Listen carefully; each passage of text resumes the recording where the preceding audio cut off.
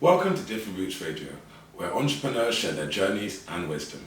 Today, we're joined by Daniel, the founder of CEG Programmes and co-founder of JerkHQ. We talk about how CEG programs use the 3A model in coaching and mentoring adolescents, and also the use of ebooks and VR in their educational pursuits. We also discuss startup costs and how to differentiate yourself in the food truck industry. Differentiate yourself by leaving a comment in our section or liking and sharing the video. Let's get it.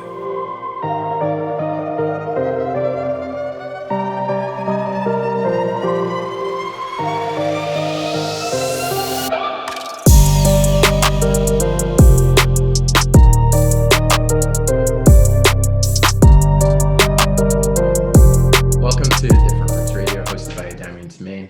We're joined by Daniel Andrews, who is the founder of CEG Programme, which started in 2019, and also the co-founder of JerkHQ. So CEG Programme is actually a resource that's used for secondary students to help them increase their effective learning. So using different tools and resources. And then JerkHQ, as Temain and I were very lucky to enjoy some authentic Caribbean food, which is house out in Salford, and it does pick up and delivery. So thank you very much for coming in, Dan, and joining us and feeding us here at Different Roots Radio. Yeah, feeding the hungry food. Oh yeah, it was hella good. Real It was hella good. authenticity. Yeah. So the fact that you started CEG in 2019 first, Yeah. we'll talk about that element Okay, first, sure, and then yeah. we'll move on to Yeah. Church HQ later. So with CEG, tell us a little bit more about what's kind of inspired you to start that up, and how's it doing now, and where do you see it going?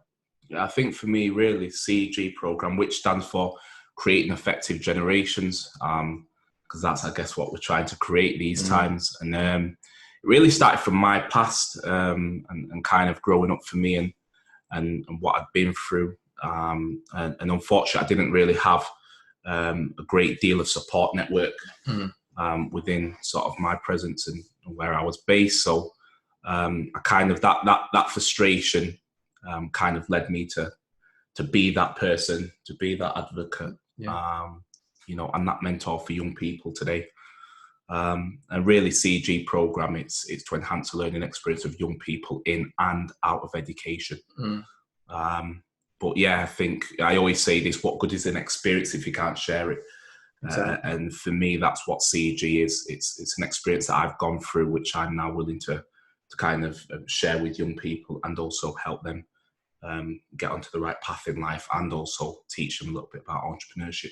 Sure, that's good. Yeah. And so based on that too, is it like, am I sensing that you're an older brother in your own private life, and you just wanted to be a bigger brother to many people outside your family too? Yeah, I guess I've always looked out for my family. I've always, second youngest, but I was pretty much the spearhead of the family. I was the one that was kind of helping everyone and trying to fix things and trying to make sure everyone's right, Yeah. So that's kind of translated across into my life going forward, and kind of things that I've been getting involved in. And yeah, young people, I just see them, and I'm just like, there's so much more in you, so much potential, What ages do you focus on? So sort of focus from age 13 up until 18. And all over the country? All over the country, yeah, Mainly wherever. Cities or? No, cities, towns as well. We at the moment. So, for instance, I go to Wales. Wow. And I go go to Wales, right? And in some sort of like real rural areas, Willingly you go to these places. Willingly you go. Yeah, of course. Into the rain of Wales. Yeah, definitely. So then I guess that's good that you've got a Yeah. national reach, a nationwide reach, Yeah. and you're going out to helping out young kids. Yeah. I also saw that you have different pillars that you guys kind of address. So you guys have educating the mind, Yeah, social that's enterprise, coaching and mentoring, and then family Yeah, works. correct. Yeah, Family work, sorry. yeah. Had to sort of split them up. So what made you come to that kind of approach? What made you think, oh, you know what, let me divide it up and have different programs for different elements. Yeah. I think I weren't really trying to take the route in teaching young people academics because, you know, for me, it starts with something before academics, which is a mind. So I thought to myself, okay, what do I call this? You know, educate the mind. And educating the mind really is teaching young people life skills and teaching them how to approach certain things, you know, strategy building, all those types of things. So that's where that came from. And, you know, it starts with, for me, as in Educating the Mind program, you've got different things in that, like overcoming adversity, you know, building resilience, choices and peer pressure, all those different things come into play when trying to get a young person to think beyond the limitation that they see. And then, of course, the Enterprise and Entrepreneurship program was really, you know, it was part of me. And I guess I'm taking chunks of me out of... you put your own heart into it. My own and heart. Then A little bit of sprinkle. Salt. Is that you? I know. Do you know, and people say oh, you know, is all these programs a part of you? I said, yeah, pretty much is. So the entrepreneurship program is, again, I see some of the young people, and for me, coming from the background that I've come from and been involved in, like, you know, criminality and things like that at times, I still had an entrepreneurial mindset, the hustle, right? And that survival instinct and that thing of like, how do I create something to be that way out?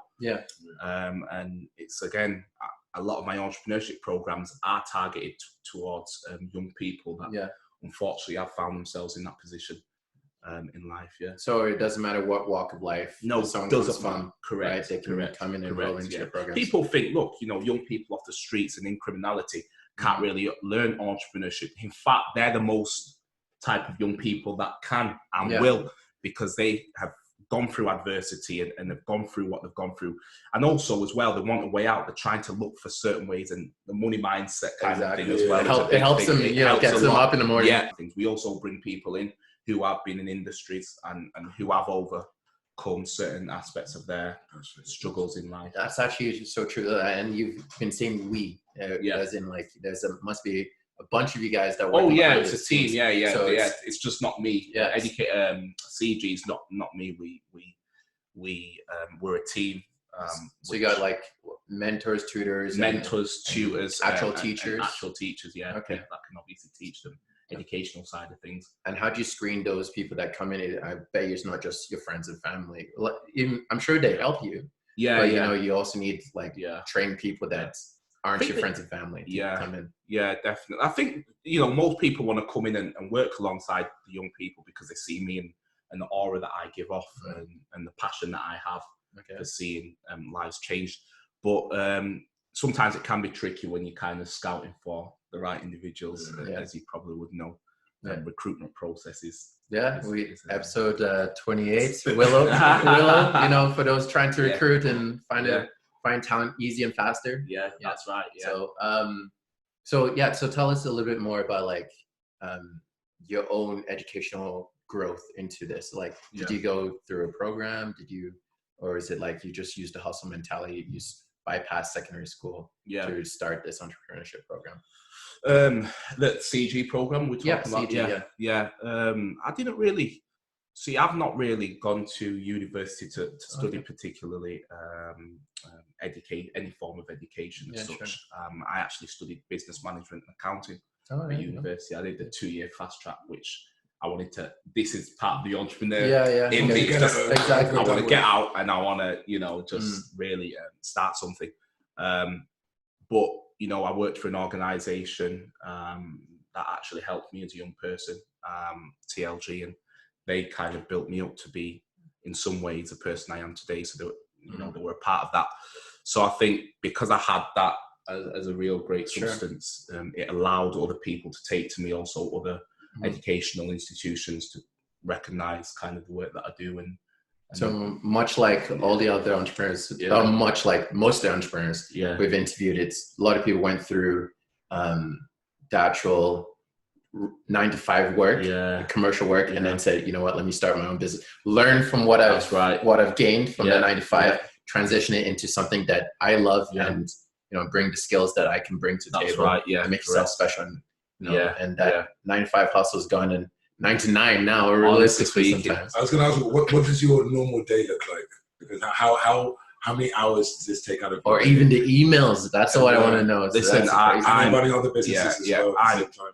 You know what? I'm so fortunate to have the type of energy that I do because it's all that jerk shit. That shit, right? Yeah, that's feeding. That's a go juice right there. That's feeding into it. That's feeding into it. No, but you know, I typically get up sort of around 5:30 in the morning. So I could see it. I'm like, this is an early riser. Yeah. So do that, and then to be all over the country, pop over to Wales, and run a food truck in Manchester. You got to be an early riser. That's right. Yeah. When do you sleep? Probably go to bed at around 1:30, 2 o'clock. You know, wow. I'm still completing work, and I'm even sending off emails at that time. Sure. You know, they say that's not professionalism, but do you know what? If I've got it in my head, I need to send it off because I know by the morning I'll probably forget. And there's a new day, and there's a new day, and you wake up, because my schedule's quite huge. I don't have the capacity in the mind to be able to, pick out things that I need to obviously say to people. So I get it done, and I'm quite quick, quite snappy with certain things. It's like I've got to get it done. I don't like to procrastinate. I don't like to wait around. And lots of people will see that and do see that my energy. It's like, right, what do we need to do? Let's get it done. What's next? I don't stop. That to me, the fact that you don't stop and you have a lot of things going on, that speaks to a lot of people's like issues with time management or even resource management. So I know, like, even myself and Timaine, while trying to organize schedule and organize meetings and organize admin work, the productivity element needs to be tried to figure it out. So there are different tools out there that people use to help schedule the time, kind of thing. Or the program that I use is Todoist, which is just like a to-do list, and then I'm able to section out when it's due, when I dedicate time to do it at this date, this time, when it's due. It gives you notifications, things like that. Do you have anything like that? That's still something I'm working on. Yeah, I'm still working on that, but I do have. So within the busyness, within the kind of way my day's laid out, I do take few moments within that to kind of just bring myself down again and settle the mind, and then I go again, kind of thing. So I am having small chunks of rest time within that. Not as much as I should, but I'm getting a little bit in. But again, I've got enough energy to be able to do what I do now, and I always think of it like this: I'm trying to do as much as I can now, and obviously as you get older and all that sort of stuff changes. So I'm trying to get everything out, done, complete, so that when I do get to a certain age in life, I can be a little bit more relaxed. Exactly. That's what we do. You don't want to burn out too fast. No, correct. Yeah. You struggle for the early years so that you can relax and let your money work for you. You know that. I'm an entrepreneur too. It's all about the kids. I'm trying to retire before 40. I'm trying to retire before the end of the week. Bitcoin's Bitcoin, baby. Listen, that's a way. Yeah, that's a way. All right, so let's even talk a little bit more about the educational industry, right? So, as we've already established, technology is now an aid. Like I used a productivity tool, right? So right now, what we've seen in classrooms is that there's now an uptick of involvement of technology. So use of laptops and things like that. So in US, they have, let me make sure I get this right. 48% of them use laptops in schools now. And even 65% of people now believe that it's going to be intertwined in room teaching and using technology. Yeah. Are you guys using that for your own programs too? Oh, most certainly. Yeah. I think that's so important. I think, look, as I always say this, as the world changes, as the world innovates, we have to innovate with it. And there's no use in saying, such as technology, this is toxic for young people today. How about we try to improve the way in which technology is used towards young people and for young people, because it can be used positively. We use a lot of laptops in the sessions that we do, and it's a form of engagement for them as long as they're doing stuff like. And I'm big on the whole thing of utilising the materials, but making it as activity-based as possible in a sense, rather than, because, you know, I see these days young people kind of find this stuff boring, pen and paper boring, and it's like seeing a load of content on the... That's so true, because it's overwhelming. like right now, it's been a survey been done by Statistics UK, is that 78% of people now prefer ebooks rather than the actual hard text. It changes everything, you know. That's different from me, man. I believe in that good old highlighter and textbook. Yeah, I'm a bit like that as well. I read a lot of books and things like that, so I'm big on the whole physical, like to feel, touch, that type of thing. Yeah, but it's just not practical. Like, you go on holiday, you got your backpack, you get your laptop in there, and you stick a book and it takes out like a quarter of your bag. That's holiday. I'm talking about. I'm here to learn, man. I'm here. I can sit down for my book and you feel that punishment of looking at read on the computer. Get someone to read it for you. Outsource that to audio book. I think the great thing about the use of technology, such as these ebooks and things like that, it's like, imagine if you was to leave home, you know, when you left your book at home. Like, you're not going to have that book to read on your journey, right? But if you've got the ebook, you could just tap download it, download from the cloud. And you've got the same, and sometimes it'll just stay on the same page that you know. So look, I personally think there's more benefits than there is sort of negative aspects to technology. So T, how about you? Do you think, like, if you had kids today, you'd be like, you know what? Here's an iPad. You know, read That's the problem. No way. They need to go outside and play some sports. Really, there's too much. Too much screen time. Too much screen time, and COVID made this all worse because now they're all just fully transfixed. And I was talking to someone that their brother just wants to play video games all day, and like that's it, and just doesn't want to go out at all because he spent a year in lockdown just playing PlayStation and talking to their friends online. They don't want to go to birthday parties anymore. They just want to meet online. So it says, it's a bit too much. Yeah, it's crazy, right? And I think this pandemic has kind of it's increased the industry of educational tools too, right? Correct. The industry right now shows that it is a $700 billion industry for just the e-technology books for educational sector, right? So 97% of students now, they actually want to incorporate VR into the educational pursuits. Wow. So even if maybe for yourself moving forward, you might say, you know what, guys, plug into the classroom, virtually use a headset, you know, and then we're able to teach you remotely and engage with them in some sort of way. That's right. So I just think it's also fragile because the more we work with technology, the less we actually know how to survive. Like, if all the supermarkets shut down, there was no technology, no internet, no Amazon, could most people actually go and get food and survive? Probably not. It's called Deliveroo, brother. If there's no Deliveroo, if there's no Deliveroo, if the internet breaks, there's no Uber Eats, if the internet breaks tomorrow, daily cars. Say there's a war and they take out all the electricity, 99.9% of people are screwed. Like, it's not like there's no toilet paper. There's no way to cook your food. People will be like, I don't know what to do. Most people can't fish. Most people can't hunt. And like, you wouldn't know which berries are poisonous, which mushrooms are poisonous. You might be like, oh, I found food. And then you're tripping for 4 days on some mushrooms. I believe there should be an integrated system. There you go. There needs to be, like Manchester, learning what to do. Everyone needs to be a bit more practical, hands-on. So that's why I went fishing last year. But the issue is the system won't ever go back to how probably we unless there's a war or there's something negative. Armageddon. This guy's like Skynet's gonna come. Who knows? So you kind of shot yourself in the foot a little bit there, T, saying like, if the internet shuts down, how are we gonna survive? Then that means what? Physical books are gonna be our savior. I got books. I'll be burning them to keep me warm. Exactly. Can't burn your laptops. Yeah, that's a good point. Physical books for the win. And then I guess kind of wrapping up is even talking about students in the educational sector. So I'm just going to run a few numbers by you and you tell me if it seems surprising or not to you. Okay. So out of the people that are not in the educational and employment and in training right now, what region of UK has the highest prevalence of adolescents in that sector? So looking at Wales Wales, England, North Ireland, and Scotland. I'm gonna say I'm gonna say Wales Has the highest. has the highest. Okay.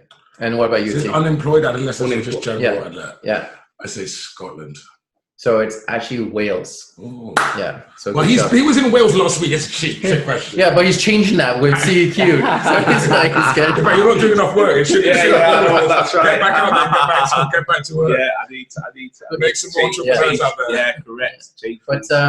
But what also Wales is able to boast of is that their student to employee ratio or student to teacher ratio is actually also the highest in the nation. So there's 17 students to 1 teacher. Wow. And it'll then scale down to England, which is 16.6 students, 1 teacher. North Ireland is 15.8. I know there's no such thing as point person, but that's how statistics goes. And then Scotland, which actually has the lowest ratio, which is 12:1. Okay. So it justifies. Yeah. So it justifies why there's more need for teachers to be in Wales, kind of thing, right? Let's get teachers in Wales. Yeah. Want to start that journey? I will not be doing that. I'll tell other people to follow you. CEG program. Enroll right now. Oh, wow, yeah. Meet down in Wales. It's cool. So, but yeah, I think right now it really means that the educational sector is definitely one that needs some attention. Oh, yeah, sure. Changing. We've seen like technology. Yeah. Hopefully you guys are going to be engrossing some new technological advances into your programs. Definitely. And we'll see what happens there. Again, innovation is quite important, isn't it, in the world that we live in today? So, and young people are changing every single time. You know, what was their interest at one point just totally bypasses them. So it's ensuring that we're keeping on top of things and growing them to become the future generations of advancement. Yeah. So and then you guys have the 3 A's, right? So the 3 A's. Yeah. So the 3 A's. I love the 3 A's. So this is how I put it. Are you an A class? Are you an A student? Is that it? Is this the trick to an A student? I wasn't the A student. I am now. Okay. Good job. The students become the teacher. Yeah, that's right. That sounds like some Bruce Lee kind of quote. Right? Well, I didn't say it was my own quote. Even the way you said it was right. Yeah. Star Wars or something. Yeah. So the 3 A's is acknowledge, analyze, and action. And the 3 A's can be used in every aspect, and it's an approach that people can use in the general day-to-day or working with. It doesn't have to be even working with young people. It can be like you using the 3 A's to assess kind of, the way you are, the way you've been towards whoever and things like that. So the 3 A's is acknowledge, analyze, and action. So acknowledge is to accept that this is taking place either in your life or get a young person to accept that, this is a situation that they're in at this point in time. And what's the next one? Analysis stage is basically in the word itself. So that's basically assessing the situation. So that's going from past, present, and future. Okay, so why are you in this situation at the moment? What's the root cause of the issue? And then going on to, this is what it's caused you to be now at this present moment in time. Okay, how do we change that for the future? And then, of course, action is the last bit, which is about implementation. Exactly. How do we implement new change? All right. Do you carry that throughout your life? Oh, always.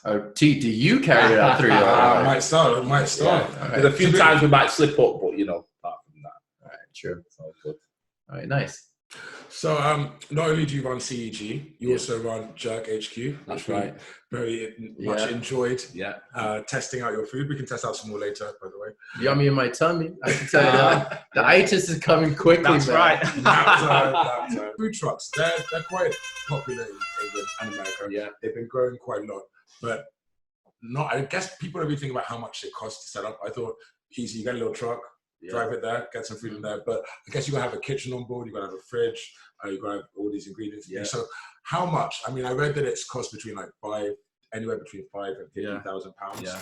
What? £5,000 to £50,000 to set up a food truck. Yeah. But you can double or triple your money in a year, they say. So, I mean, how much did it cost to set up? Obviously, there are licenses, depending on the council. So how did you choose your location?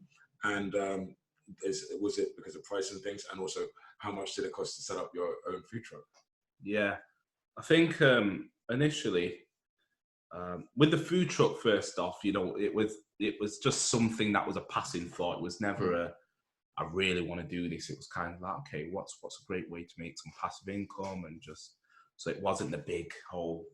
Right, let's make this food truck and let's build it to be the biggest thing ever. It's like a side hustle. Just a side hustle, right? The entrepreneur. But it always starts. It always starts as a side hustle. You know, the Scott. But you know, I never expected it. I never expected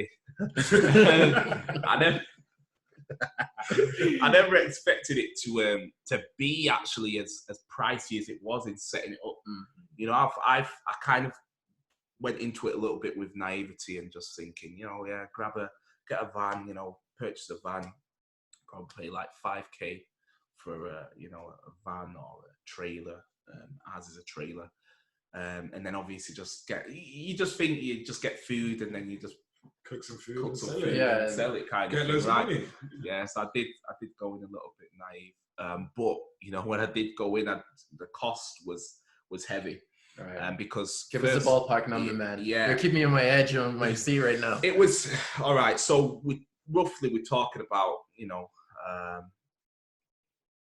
between 10 to 15K. 10 to 15. That's okay. I mean, listen up to 50K, so you're not too bad. Yeah, but that's still a lot, though. Well, you're talking about Mr. Mercedes driver. Yeah, but I'm not trying to cook food out of Mercedes. We did manage though to get a kind of a second-hand trailer, which obviously that minimises the cost. Yeah. But the great thing at the time was that, wow, we're getting a second-hand trailer at a minimal cost, and not only that, we're getting units in it. So it's coming with all the units, you know, the cooking, the oven, the cooker, the bain-marie, and all those different things. Turns out, unfortunately, that most of the equipments weren't working. Oh no! Yeah, that's right. So we're trying to get back in touch, and I guess this leads on to adversity. I don't know if you want to talk about that. Yes, it's all about entrepreneurs and what you've learned and how you can change it for the next guy. Yeah. Well, if we're talking about adversity, then I was initially supposed to set up a trailer with somebody before that, before I set this JerkHQ up. But unfortunately, that person took $8,000 of my money and kind of ran off. Yeah. Wow. If you listen now, I'm coming for you, brother. Yes. Yeah. So we can take a finder's fee on that. We can get it for you. Like, take out 70%. Yeah, that's right. You with your 30%. Yeah. I actually paid £450 to get this whole thing sorted, but that went down the drain because you know, who was it that I got in touch with? Well, I got in touch with one of I think the council or something like that. Anyway, sorry, county court. Wow. County court. Small claims kind of thing. Small claims. Yeah. That was a joke. This happens a lot in business. Yeah, I know. So be careful if you're painful though. You know, there was a lot of sleepless. There you go. I have a client who did the same thing. He set up a company, and then the business partner set up another company with the same name, and then was just like skimming money, and then and then he was getting all these calls. Oh, you gave us a bad service. I don't know what you're talking about, but his business partner set up another company with the same name. Right, it's just you've got to be careful. But it's difficult. You know, the struggle is when you're a person of integrity and when you're a person that kind of has a humble attitude towards judge people by your standards. So you're like, I would never run off with them. Why would they do it to me? I don't need a contract. They're like, we're going in this as partners. Exactly correct. Yeah. We need a contract, don't we? Yes, I know we do. I'm looking at you and be like, this guy. Hold on. Yeah, so I'm still expecting that money to hit my bank account. We got some. Yeah, so that was a damaged relationship anyway. It was something that took me a while before I could kind of get back on the bandwagon. So I ended up getting it into JerkHQ because I thought, you know what, I'm not going to let that ruin things for me. Sure. And again, that's another part of entrepreneurship and the ability to keep going and persistence and things like that. Bounce back from failures. Bounce back from failures. So I said, let's go again. So I have a good friend this time. This is a good friend. I'm sure about that. And his name is famous. So far. His name is famous. Yes. Yeah. Yes. Is that his government name? Was that his road name? Because I've been saying there's some alarm bells here, buddy. Oh, yeah. English. I know a guy that knows a guy. Famous. Yeah. Famous wanted to do something similar. So we said, all right, cool, let's do it. You know, and again, I'm one of those Yeah. Let's Let's go. do it. Let's Now. go, Let's not talk about it. Let's not talk about it, let's do it. So we started the process, and then of course, yeah, we got the trailer. Unfortunately, the units weren't working in there. Tried to get in touch with the guy. The guy was playing some type of games. Yeah. So I trusted him again. Here's a question for you. Learn from that mistake that the equipment wasn't working. Yeah. How would you advise those next guys that want to buy a food truck? How did they safeguard? Is there like a licensing, servicing, warranty that need to check before buying? I think it's due diligence. It's all due diligence. You've got to make sure when you are purchasing anything at all, you need to have the whole checks done. You need to be with the individual who's even selling it to you and go through it all there and then, because it saves time. Okay. It also allows you to realize that person's honesty as well. So, I think people out there, if you're looking to get into any type of business or purchase anything, basically, do your due diligence and ensure you're getting background information and people who may know that individual that you're purchasing from as well. Because there'll be references. Yeah, that's right. Yeah. And then actually now even thinking about it too is like personally, if I was now thinking about buying a food truck, I'd also need to think about licensing. Where am I allowed to sell? Correct. Because I've seen on my way to gym, I've seen like ice cream trucks and all these like just random trucks parked in the parking lot. How do they get a license parked there? Or some of them don't. Can I just roll up? Some of them. You don't need a license on private land. You don't need a license on private land, which is actually what we're on at the moment. So we're on private land. So you don't need a license. Okay.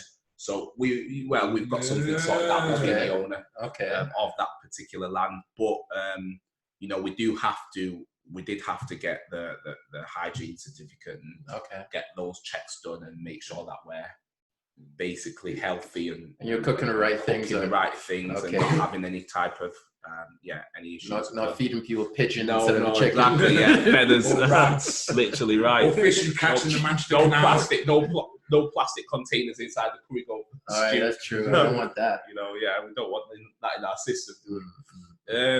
So obviously the licensing side of things, I said I weren't going to go through the whole council thing in terms of being on their patch because it's just a long process. Okay. So, again, quick thinking, let's get on with it. Let's start serving. Let's start getting some customers in. I thought, who can we speak to in terms of landlords who own particular premises? So we got in touch with one, which is what the base that we're at now. Now in Salford, yeah. In Salford, yeah. And spoke to the guy, said, look, let's do a deal. Let's make something happen. So is it still a food truck, or have you now expanded to an actual establishment of? No, it's still a food truck. Yeah. Okay. Yeah. The idea really is for JerkHQ is that it's going to be food truck so we started in Manchester now, right? Salford, Manchester, Greater Manchester, whatever you want to call it. And then we're going to have one in major cities such as Newcastle, Liverpool, Birmingham, London. Franchise model stuff. Yeah, do you know? Yeah, franchise it. Yeah. Since you want to look at cities, do you know the biggest cities for food trucks? Don't look at my page. What? The cities which have the most food trucks in the UK. I was gonna go like San Fran right away. No, I was like UK. Oh, damn. You can look at America later, but in order the biggest cities. You can guess the first one. London. Yeah, obviously. Second, Birmingham. Good knowledge. Third, Manchester. That's what I would have thought, but it's not. It's Bristol.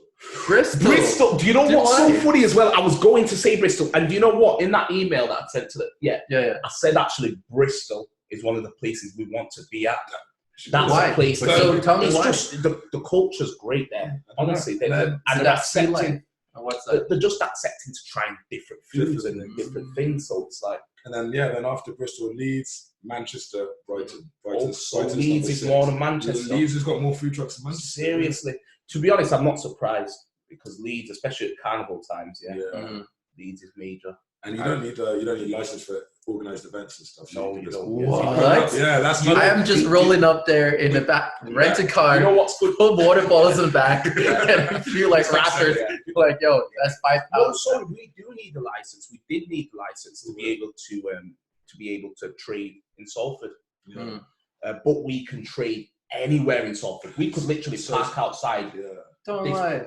Salford Council have given us the admission to. So what about like hours of operation? Can you just set up anytime? Oh, anywhere? sorry. After we have to apply for a late period because alcohol and stuff like that. So you have to apply. So what hours are you currently doing? So we can do up until 11 p.m. Okay. And are you open every day? We're open every day now. And how Business do you is good. Demand is there, you know. How are you balancing this and your CEG program? Do you have people running the food truck? And also, how do you trust people to run the food truck and not? Yeah. You come back and it's not on fire. Yeah, I know. So my insurance. Insurance scam. I know, that's right. Yeah, we've got that though. We've put all the units on the insurance as well. So if anything does take place, we'll get our full refund. But my business partner, he's actually at the moment famous. He's tending to things because he's got a little bit more time, I guess. And I've got some of the staff team that's chefing up and also doing a customer service side of things. So it allows me to obviously focus on the CEG program as well. But yes, I'll go there. Yes, I'll go there after my normal CEG program work and just check how things are going. Do your check-ins, make sure. And do my bit as well. You know, I don't mind serving a few customers. I don't mind rolling up your sleeves. This is all part of it. The owner of the business always has to be able to get into like the fun. I honestly don't believe in I honestly don't believe in when you get some owners that just hands off, let everyone do the work. Now, and I think that's not humble. I think you, especially at the beginning, you know, and then your staff won't respect you. He doesn't know even from time to time. It's also good to just pop in and do some work. So you remember, you can appreciate your staff. You remember, it's hot behind that grill. And this is where some organisations go wrong, and the people at leadership level kind of dismiss that, and there's no interaction, there's no empathy, and there's no relationship as such because they're too far above the pedestal, as I say, and they've lost that kind of grit, you know, for the lower part of the world. You mentioned customer service.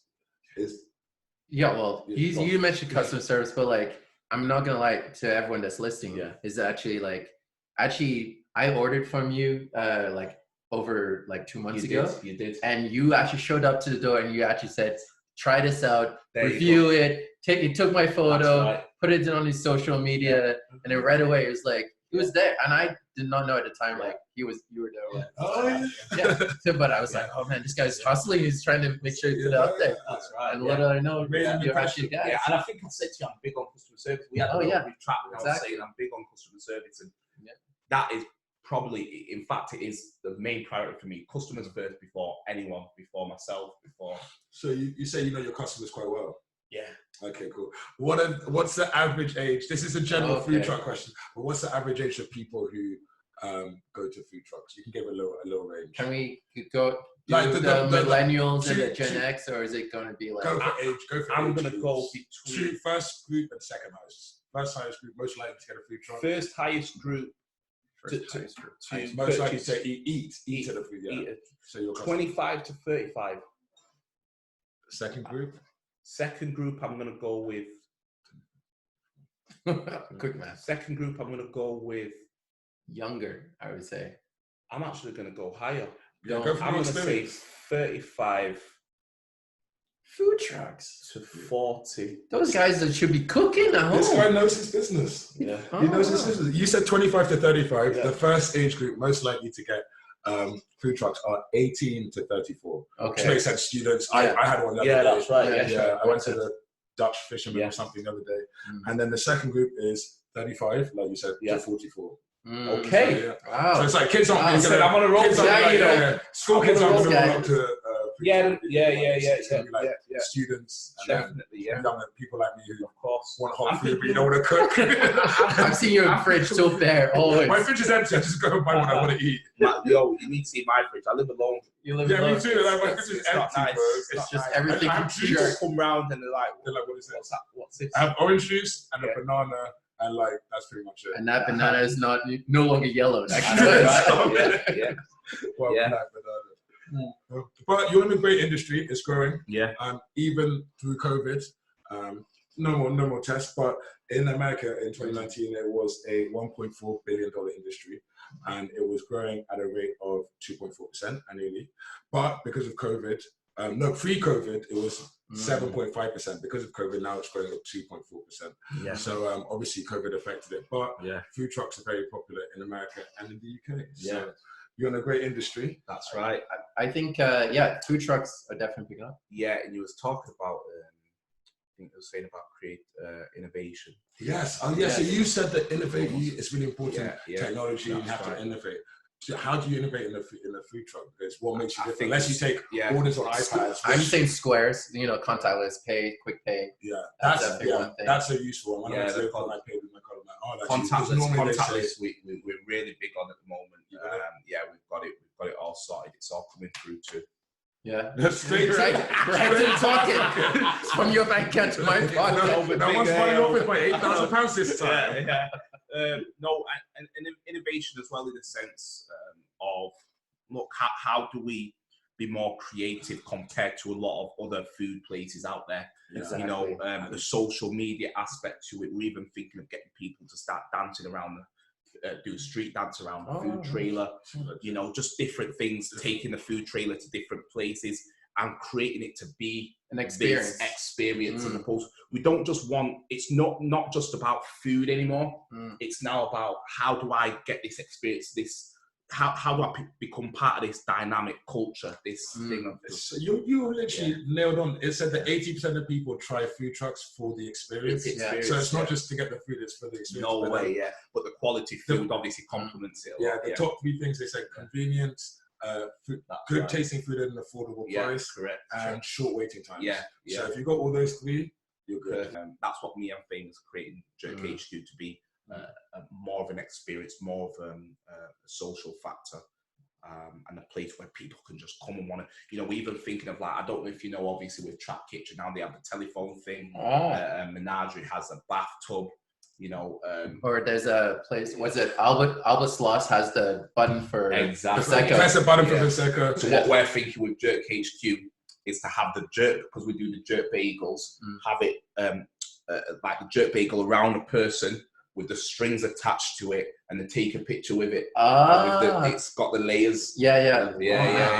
So it'll be Instagram ready. It's like a photo booth kind of thing. Photo booth, yeah. Oh, nice. One question about your food, because I love meat. I love your. We had the curry goat with the rice. It was amazing. But some people, I don't understand why, are vegan. I mean, it's good for the animals, but I can't do it. I'm trying.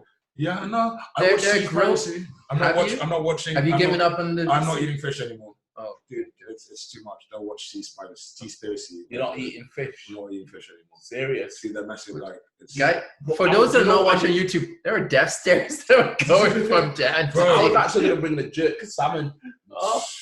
It would have wasted on tea. It would have been wasted on tea. Well, I've never had jerk salmon before. Okay. That means it doesn't count. Seaspiracy started to fade. Did I watch it? I can't remember. But people say that I read a report and they said that food brands don't cater to vegetarians, vegans, and gluten. They don't have gluten-free food. So like only 26% of them are vegan, 27% of them are vegetarian, and 11% of them have gluten-free options. Do you guys provide any of these things? This is what I've been speaking to my business partner about, is about providing a vegan dish and vegetarian. Because the vegan will help the vegetarians as well. So that's two birds, one stone. No, it's so important. What are you talking about? Because I just had the curry goat with rice and beans. Just take out the goat and everything else is true, actually. That's true. No? But do you want? You can have the sauce. Actually, no, the sauce has like goat. I won't tell them if you don't. Oh no, we've got vegetarian coming goat sauce. We've got to be honest. Vegetarian-ish. Kind of vegetarian by African standards. literally. So that's a way in which we try to be creative. That's innovative. Look, there's always scope for improvement. There's always, I'm always trying to make sure what our customers want, what they enjoy. One of them tried the jerk burger today, really enjoyed the jerk burger. So the jerk burger is really nice because it has you have the bun, and then you've got the jerk chicken, boneless jerk chicken, and then you've got the plantain. I'm hungry, bro. Is it getting hot in here? Or is it just me? You've got the jerk chicken, boneless jerk chicken, then you spread the jerk sauce on top. And then after that, you put the coleslaw, and then you put the plantain, and then you put the bun on top, and then you need to listen. Let's just take it over. Can we just have a moment of silence for this meal? So, actually, now I'm stepping a little bit backwards. Is that you talked about doing JerkHQ here in Manchester and then spreading it out? Yeah. So you want to do like a franchise model, right? Oh yeah. Sure. So there's other Caribbean franchises out there. Like a big one right now in UK is Turtle Bay, which has 37 locations, right? Yeah. So are you hoping to hit them numbers? Well, of course you're going to say like I'm going to hit 60. But Turtle Bay have obviously got their advertisement and things like that, right? You know, I think we've got real quality food that we can beat the numbers. Sure. And for me, it's always about thinking greater, thinking bigger, thinking more. So I do believe we can take it further than Turtle Bay. Turtle Bay only just started in 2010, right? So it's only been 11 years of growth, and they've got like Sugar Dumplings, which is another Caribbean franchise. Sugar Dumplings. Yeah. You ever heard of Meat Liquor? No. Meat Liquor. They're a restaurant in London. I just found out today. Is it a franchise or is it it's like a franchise? But they started as a food van. I never knew. I just found out today. But really nice restaurant, burgers and alcohol. Meat and liquor. That's why it's called Meat Liquor. I love Trap Kitchen and what they do. You know what they've done with theirs in terms of the street kind of. There's a lot of Caribbean places in Manchester. Yeah, there is a lot. Why did you There's a lot to compete against. Why did you choose to start here? Because I mean, to be fair, it's like a barbershop. They set up a barbershop on the same road as a barbershop. So is that what you were thinking, or is it because I'm in Manchester, I was starting in Manchester, or did you target Manchester as a good demographic? I just wanted to bring a bit more to Manchester, innit? You know, it's a place where I was born, and you know, I wanted to bring to Manchester something different, because I know, like you said, there is a lot of food places, but we're going to do things different, and I want people to see that difference, and I want us to start with a difference as well. Sure. You know, so that's the reason why I brought it. And I guess you'll always start off with the place where you see a lot of it, kind of thing. Exactly. It's like, well, it's a safe zone. It's a safe. There's a need out there. That's right. Rather than when you're starting the outbacks or like in the rural side. It's like, I've never tasted this before. Scotch bonnet. What's Scotch bonnet? It's a curry-go. Curry-go. You sounded like a Karen to me. Yeah, you sounded very Karen. A countryside Karen. Karen, yeah. So I guess with franchises, you already kind of looked at, what your competition is, who's out there, and potentially you starting up your own thing and trying to branch out there. So looking at, there's two founders that I want to kind of talk about real quick. Yes. We have the founder of Turtle Bay, which is Ajith, and the founder of Las Iguanas, which is Aaron.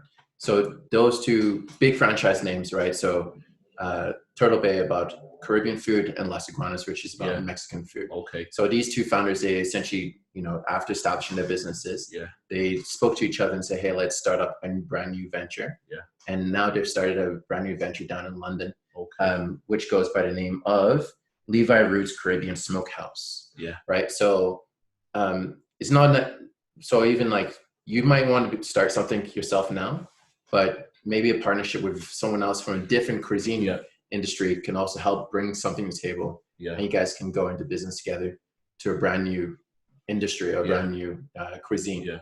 Right. So do you think, would you be open to ideas like that, or do you want to just continue making it your own thing before you branch out and talk to other founders? Or I think more so looking at, my own thing. I think it's always important in life to focus on that main thing, build it up to where it needs to get to, and then maybe start to obviously open up more to, potential collaborations and things like that. And collaboration doesn't necessarily mean it has to be, forever long. It can be a short period, where you come up with a great dish of some sort with, fusion dish. Correct. Yeah, literally. And, it's a big signature and everyone wants it. And, you go off to do something else with another person and so forth. So I think it's always important that you explore different That's a really good question. That's a really good answer. I feel like a lot of companies, a lot of people starting out, they're like, oh, I just want to partner with someone so that they have a bit more security. Yeah, that's right. Yeah. It's like it's a great idea if, like you say, you build up your brand and you're established. But at the beginning, people might see it, oh, it's a shortcut. I can just partner with these guys. Yeah. But then again, it depends on your situations. Yeah, exactly. I think as well. On the other hand, partnering with people in that sense can give you, like you said, more expertise and you know a little bit more about that industry. You know, if I'm not in the food industry, but I'm looking to get into the food industry and try to collaborate with somebody, that person has enough knowledge to bring to the table. So it just depends on the individual and how comfortable they are with that person and how comfortable they are with starting a totally new venture. True. Yeah. True. Well, thanks a lot, Dan, for coming in. We really appreciate you spending some time with us. Yeah, sure. Let us know the ins and outs of CEG and JerkHQ. As always, we like to give our guests an opportunity to speak from the heart, give their words of wisdom to budding entrepreneurs. And what would your words be? Mine would be, never feel like taking a risk is going to be an issue. I know oftentimes people say to take risks and things like that. Make sure, of course, it's calculated. Try and be as creative as possible. Everything starts with kind of having ideas, having different thoughts towards things. If there's something that's, you gravitate towards, or there's something of a passion that's there, try to kind of experience it more, understand it more, and see if it is for you. We're all on this journey of just trying to understand where our place is in life, and what's the right fit. Keep doing that till you find that one thing, and that one thing will definitely take you to another level. I had to do that. So, and always in everything that you do in life, every achievement that you try to every goal that you try to achieve in life, always include people. Nice. Well, thanks a lot. That's bringing the right sort of talent to the table definitely helps, and having that motivation to go out and do your own thing, that's definitely required. I appreciate to get going. Yeah. So kudos to you for doing it, and we hear big things are coming for you. Definitely, man. Definitely. So tell us, how could we or our customers or our listeners get to be able to enroll their friends, family into CEG, or even order some delicious. Well, CEG is, CEG Programme, ME at the end, .com. If you log on to that, check out what we do, and then there's all the various different programs that you can look at, and if there's something that you feel is going to be the right fit for your young people, then inquire. As far as JerkHQ is concerned, make sure you get at it. The Jerk Burger is the one that is the signature dish at the moment. Check us out, JerkHQ, on Instagram. We're also on Facebook, JerkHQ again. And we've also got the website, JerkHQ. So, it's jerkhq.com. And just check us out, see the food that we serve, get in touch with us, and let us create some good food for you. And then, guys, listen up for our promo code that will be associated. Yes, that's routes. Right. Yeah. So enjoy a little bit of spicy food on us. And anyone who tags Different Roots Radio, you will get 10% discount. So there you go. You hear that? Have it for the people. Yeah, 10% of your chicken was on us. You're welcome. Right. Yeah, you got to share with these guys. Definitely. All right, thanks a lot, Dan, for coming in, and we'll look forward to connecting with you down the road. Yeah, appreciate it, man. Don't forget to hit the like button to subscribe to Different Roots Radio on YouTube, Twitter, and all audio listening channels. Our talks air every other Monday. One love.